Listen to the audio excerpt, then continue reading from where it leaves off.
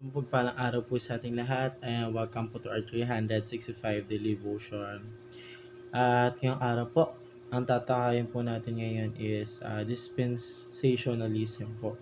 So pag sinabi po natin dispensationalism po, ito yung kung gaano po tayo kalawak po mag-unawa po sa Biblia po or sa sinulat po ng ating Panginoon Diyos. So meron po dito tingin sa tanong po is ano sa tingin mo?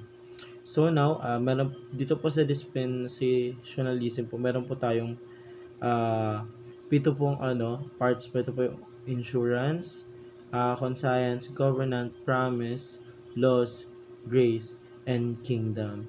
So dito po sa dispensation po, sa pito na nabanggit po, kabilang po tayo dito po sa grace po, kung saan po ang ating Panginoon Diyos po ang siyang nagbibigay po lahat po ng pangailangan po natin na meron po tayo dito sa mundo. So yun po yung seven parts po of dispensationalism po. Sorry, bulol. So now tayo po dumako po sa ating Bible verse po na matatagpuan sa Matthew chapter 5 verse 13 to 6. Ito po sabi sa English, "You are the salt of the earth. But if the salt loses in saltiness, how can it be made salty again? It is no longer good for anything except to be thrown out of the temple underfoot. You are the light of the world, but a town built on a hill cannot be hidden. Neither do people lighten a lamp and put under a bowl. Instead, they put it in its stand, and it gives light to everyone in the house. In the same way, let your light shine before others, that they may see your good deeds and glory your Father in heaven." Ito lang po sabi po sa Tagalog, "Kayo ang asin ng lupa. Ngunit kung ang asin ay tumabang, paano maibabalik ang alat nito? Wala na itong kabuluhan maliban sa itapon sa labas at tapakan ng mga tao. Kayo ang ilaw ng sanlibutan. Ang isang lungsod na nakatayo sa ibabaw ng isang burol ay hindi maitatago. Hindi nila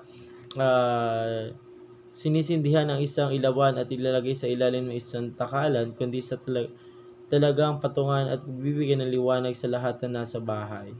Paliwanagin ninyo ang mga ganyan ang inyong ilaw sa harap ng mga tao upang makita nila ang inyong mabubuting gawa."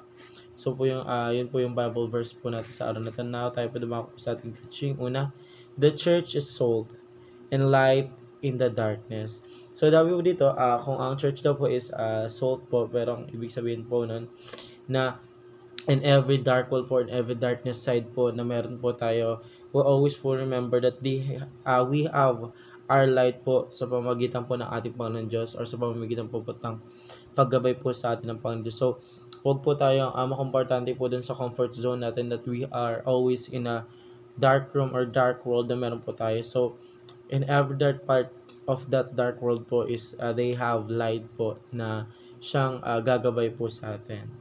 Pangalawang katanong po, the church succeed in the Great Commission. So, yung church na po nagsasucceed through Great Commission po. So, ito po yung mga, kung gaano po kadedication po yung mga tao na samba po sa ating Panginoon Diyos, or they have 100 fully trust in sa ating Panginoon Diyos po. Kasi sa church po, alam naman po natin na ito po ay makapuntahan po ng mga tao makasalanan, pero they have the righteousness po kapag tinanggap na po nilang ating Panginoon Diyos po sa kanilang buhay. So that ganun lang po nagsasucceed po yung church po through Great Commission.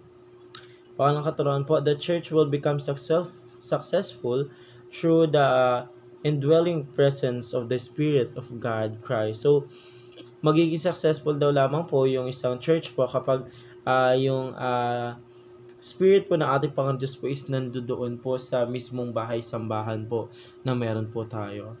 So, yun lamang po para sa ano. Maraming salamat po sa pakikinig and see you po bukas para po sa ating daily devotion.